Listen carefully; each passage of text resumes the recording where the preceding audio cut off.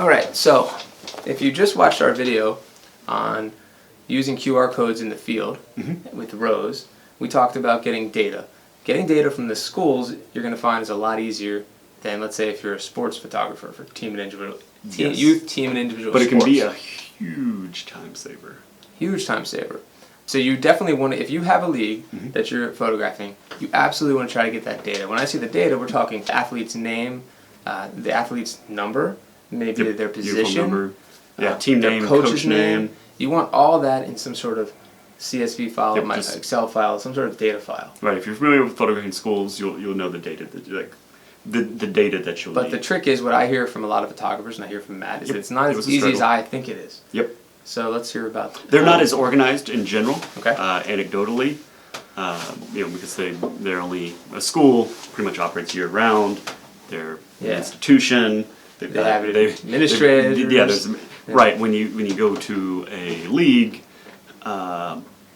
they've got personalities. They have a dad. Yep. That maybe is who's the coach. voted as there's coach, but then also like the board, and so their level of commitment can be suspect at times. Now, there's probably ones out there that there are some that are super organized. There's some that are year round. Right. More serious. Some We're talking like YMCA's your garden variety. Yes. That Little League for 3 months, and then they go away until they come back. The following fall. So what are some ways that we can get this data without bugging them, and also without them getting upset that we're taking their personal information or something like this? Maybe do you hear that? Yes, and that's something you're going to be fighting against. I would disagree, at least in that you are going to have to bug them. You can bug them nicely because you got to talk about like why you need that data. Right. You can. We would talk about helping with turn time. Yes. And we're not making stuff up because now we're having to manually enter everything. It cuts down on when you've got the data. Now you've got their name spelled out correctly. You're not having to just work off the order form the parent filled out. Then you talk just like we've talked about with school. This allows you if you've a well-greased machine going into it, you can use camera cards. You can use the Roosevelt's QR codes to help you associate those individual images. So I know that a lot of the times, almost every time, when you go do the shoot, they're probably in between a game or they're waiting, so they're really anxious, right? Yes. So you could probably reference that and say, look, this is going to get you guys back on the field a lot faster if I have this data up front, versus everyone rushing to write these things down at the shoot. Right. As things transition more to a proof-based volume economy or a mixed, the prepay is shifting. So especially if you're proofing, yes, then now they're not having to fill anything out. You've got that up hand. There's only the people that you didn't have data on having to fill stuff out. So you can absolutely pitch it that direction, which is true. It helps you work faster, helps them get back on the field. Those little windows between games, it can be stressful, especially when things start to get behind. Yes. So we've got the why for the most part. What about the how? How are we getting this data? What are some?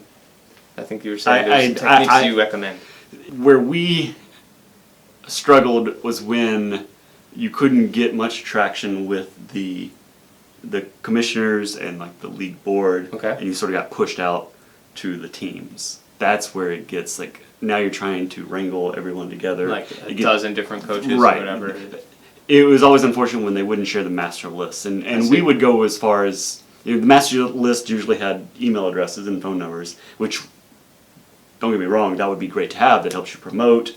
If they're willing to share that with you, that's awesome. But you could even say, hey, scrub off that information. If there's concern about us spamming parents or having access to, like, all we're needing is coach name, team name, athlete, and their uniform numbers. Yeah. That's all the data we need to help facilitate a faster and more efficient. It's a very reasonable request. Right. Let's say you also had a team photo that you were offering for free. Then maybe you could say you need the data electronic form because you want to create that for them for free with all the athletes' names on there. Yeah, because then you say, hey, I already know who everyone is on the team, even if they don't show up to take their individual picture. Yep. I don't have to capture any data from them. Not pictured. You could put that in a picture. Or if they don't even show up to get photographed, they're like, yeah, they were sick that day or whatever. Or if that way you don't have to say, hey, mom or dad, I know you're not taking an individual, but I still need your data because of the free group. Yes. Now you know who's all on the team and you know how many to print. Absolutely, absolutely. So there's that angle as well. Just there might be creative angles like that you can think of that Mm-hmm. will get that data without make it more like they would want to give it to you versus they have to give it to you. Yep.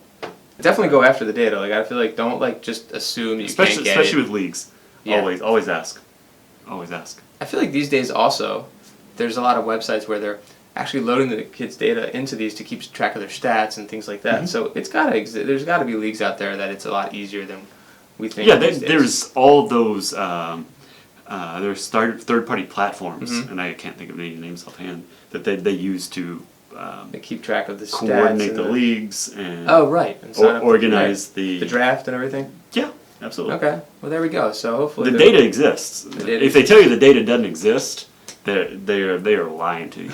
Now you don't want to call them on that. Right. You would not be photographing them next year if you called the commissioner a liar. We're not calling them names. So don't do yeah. that. Yeah. But A couple other things I could think about real quick off the top of my head would be, let's say you're in a small community. Chances are you probably know some of the parents in the league and things like that. So if you're not That may sure be how who you they got are, business. that's probably how you got the business in the first place, right? Mm-hmm. You might want to just reach out to some of the coaches that maybe they're friends of friends or something like that. Just if you don't feel like you can get a hold of anyone in the as far as like the Right. commissioner or somebody like that. And one of the growing trends in the volume youth sports space is shipping directly to home.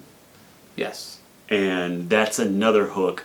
You signed the league. You said, "Hey, I'm going." Instead of having the coaches be responsible for trying to get these Yeah. packages handed out, we need to ship these to home. But I need in return, you are going to give me the data and the home addresses. That's a good idea too. Yep. Go ahead. I recommend creating a form. We had this Okay. to An online form?